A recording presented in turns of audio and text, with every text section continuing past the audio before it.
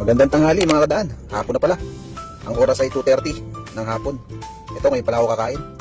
Ito ang mainam sa may baon. Shoutout sa may mga baon dyan kagaya ko. Pag kung saan tayo abutan ng gutom, pwede tayong kumain. Hanap lang tayo ng mga mapaparkingan natin na sisiguraduhin natin na walang huli bago tayo kumain. Kasi baka mamaya, ang sarap na ng kain natin, mamaya may kumakatok na sa'yo. Kasi no parking dyan sa pinarkingan natin. Isang advantage ng may baon, medyo makakatipid ka. Kasi sa umaga, nagbabaon lang ako ng kanin. Tapos, bibili lang ako sa kantin ng mga lutong ulam. So, magkano isang order ng ulam? Sa 60, 70, 80, ganyan. Mabubusog ka na. Eh, pag sa labas tayo kumain, medyo may kamahalan. Medyo aabot tayo ng 100 plus pataas, di ba? Kaya ako, mas gusto ko yung nagbabaon ako. Kahit na saan ako abutin ng gutom, pwede akong kumain. Naranasan ko pa dati, inabutan talaga ako ng gutom ako.